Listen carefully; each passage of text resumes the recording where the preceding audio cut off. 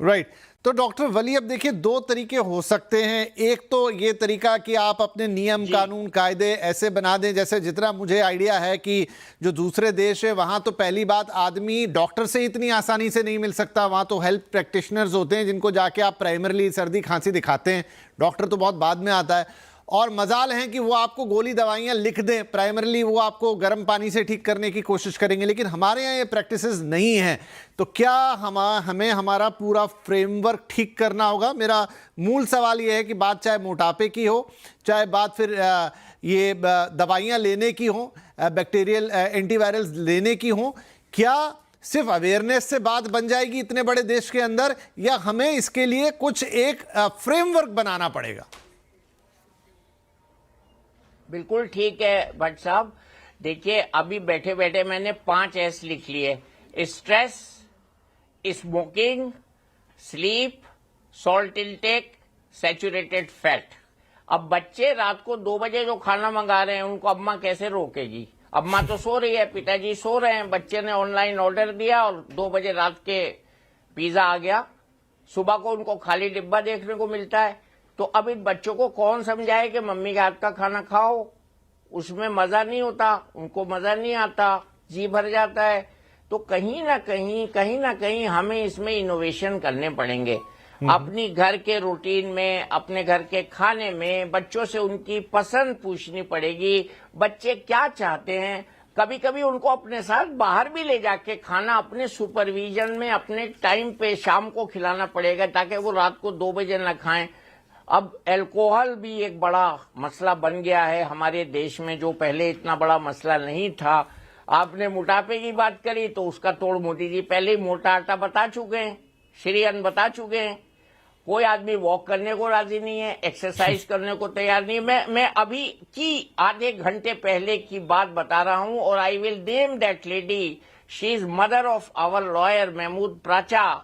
उनका मैंने एक ऐसा टेस्ट किया जो पूरी बॉडी की स्टिफनेस बताता है, और वो 80+ हैं, और उनकी टेस्ट की रिपोर्ट ब्लड वेसल्स की, हार्ट की, कार्डियोवैस्कुलर सिस्टम की इतनी अच्छी आई है जितनी एक 14 साल के बच्चे की होती है। वो दुबली हैं।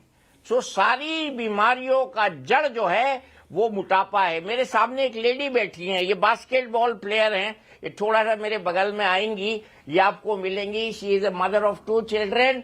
ये रेगुलर व्यायाम करती हैं, रेगुलर अपनी स्वास्थ्य पे ध्यान देती हैं, और ये बिल्कुल हेल्दी हैं। ये अपनी मदर के साथ आई हैं, दोनों बहनें लग रही हैं। मैं आपको क्या बताऊं, ये स्वास्थ्य से संबंधित मुद्दा इतना सस्ता है। मैंने अभी एक किताब लिख रहा हूं जिसमें मैंने लिखा है कि तोंद घटाएं। उसका मैंने टाइटल दिया है 320 रुपए उसकी कीमत रखी है। 320 रुपए में तोंद घटाएं, और ये बाहर बेचूंगा सड़क पे।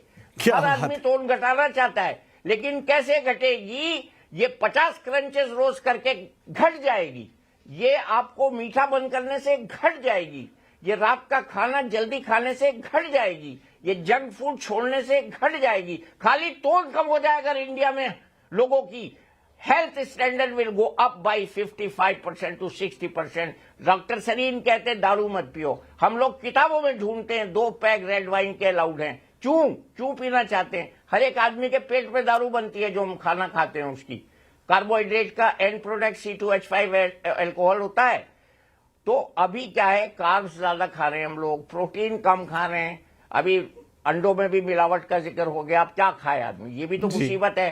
पानी प्योर नहीं, हवा प्योर नहीं, एक्सरसाइज करने कहाँ जाए? इंडिया गेट पे पहले भीड़ लगी होती थी सुबह को 7 से 9, अब इंडिया गेट पे एक आध कोई रहता है, उसको भी मना करते हैं हम लोग, मत जाओ भैया सुबह को वॉक करने, मैराथन करने मत जाओ। तो स्वस्थ रहना सस्ता है, बीमार होना महंगा, ये बात कौन समझाए?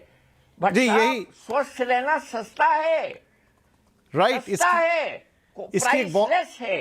जब प्रधानमंत्री ये बात कह रहे हैं तो मैं ये भी समझ रहा हूं कि एक बीमार नेशन की अपनी एक कॉस्ट होती है, वो कीमत चुकानी पड़ती है देश को बीमारियों से लड़ने के लिए। उसके मिनिस्ट्री हेल्थ इंफ्रास्ट्रक्चर हो रहे हैं खूब, लाखों में हेल्थ इंफ्रास्ट्रक्चर पे खर्च करना पड़ता है। हो रहे हैं। जी, बिल्कुल सही बात है। तो इंश्योरेंस वाले लाखों के बिल भर रहे हैं हम लोगों के। नहीं, आप सही कह रहे हैं डॉक्टर वली, बिल्कुल सही कह रहे हैं। वो एक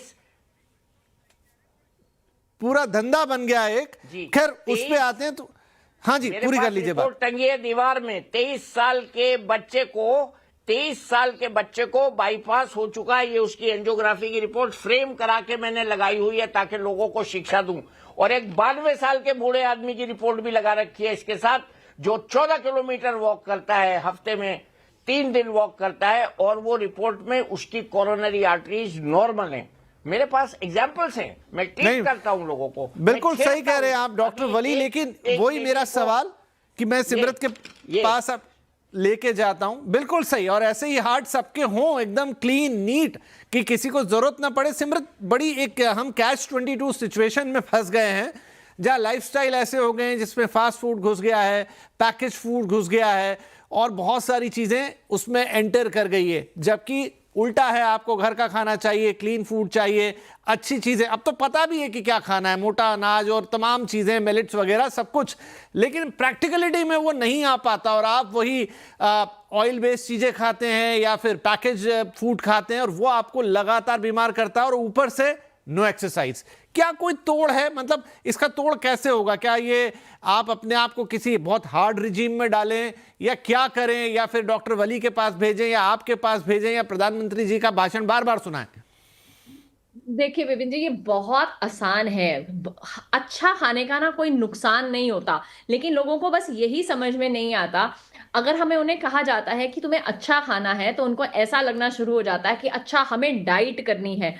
तो वो जो एक वर्ड है ना, वही उनके लिए बहुत बड़ी चीज हो जाती है।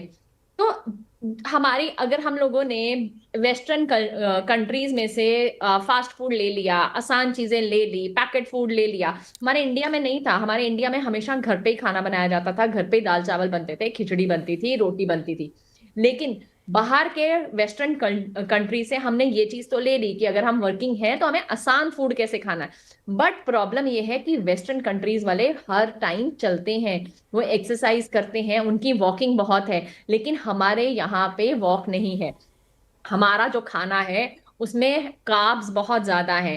अगर हम अपनी प्लेट को ही अगर हम सही कर लेते हैं तो आधी प्रॉब्लम्स वहीं पे खत्म हो जाती हैं। अगर हम बहुत ज्यादा रोटी या चावल खाने के बजाय हम अगर दाल ज्यादा लेते हैं, हम पनीर ज्यादा लेते हैं, या हम चिकन या मीट लेते हैं, तो अगर सिमरत, एक सॉरी बीच में इंटरप्ट कर रहा हूं। Now this is a high time to change our thali, क्योंकि वो थाली जो बनी हुई है कार्ब से ही बनी है, वो हमारे पुरखों से ही आई है, रोटी है, चावल है। जब जरूरत रही होगी, जब खेती किसानी और बहुत मेहनत वाले काम होते होंगे, अब इस थाली को पलट दें, उल्टा कर दें, उसमें दाल डाल दें, उसमें पनीर डाल दें, उसमें से चावल थोड़ा कम कर दें, रोटी निकाल दें, तो बात बन जाएगी। बिल्कुल, क्योंकि जो पुराना टाइम था उसमें आप देखो फिजिकल वर्क कितना था। उनको बहुत ज्यादा फैट की जरूरत थी, बहुत ज्यादा कार्ब्स की जरूरत थी, लेकिन जो आजकल हमारा काम है उस काम में हमारा फिजिकल काम कम है और मेंटल एक्टिविटीज ज्यादा है जी। और के कारण हमारे हेल्थ इश्यूज बढ़ रहे हैं। तो अगर हम बैठे बैठे बहुत ज्यादा रोटी खा रहे हैं, चावल खा रहे हैं, हर टाइम पिज्जाज खा रहे हैं, बर्गर खा रहे हैं, तो वो कहाँ से डाइजेस्ट होगा? डाइजेस्ट हो ही नहीं सकता। आगे लोग घी भी पी लेते थे तो उनको कोई प्रॉब्लम नहीं आती थी, उनके हार्ट अच्छे भले रहते थे। लेकिन अगर आजकल आप थोड़ा सा भी प्रोसेस्ड फूड खा लेते हो, तली हुई चीजें खा लेते हो, तो अगर आप नॉर्मली हार्ट चेक करवाने जाते हो, आपका या तो बीपी हाई आएगा या आपकी कोई ना कोई आर्टरी ब्लॉक आएगी। तो that is the bad thing. तो हमारे जो खाना है, खाने के साथ साथ हमारी एक्सरसाइज। राइट सिमरत, तो मुझे ना यहाँ पे एक छोटा ब्रेक लेना होगा, सॉरी, क्योंकि समय बहुत हो गया। ब्रेक के बाद हम रिजोल्यूशन लेंगे। डॉक्टर वली आपके पास भी आएंगे, सिमरत आपके पास भी आएंगे। कोई 4 या 5 चीजें आप दोनों को बतानी है कि जो आपको 2026 में करनी ही करनी है, नहीं तो प्रधानमंत्री जी जो चेतावनी दे रहे हैं वो सच साबित होगी, आपका स्वास्थ्य खराब होगा और आप पूरे देश को भी एक तरीके से बीमार करेंगे, क्योंकि हमारी इतनी बड़ी आबादी अगर स्वस्थ नहीं होगी तो पूरा देश ही तो बीमार होगा। एक छोटा ब्रेक, ब्रेक के बाद इस साल के लिए, मतलब 2026 के लिए हेल्थ का परफेक्ट रिजोल्यूशन।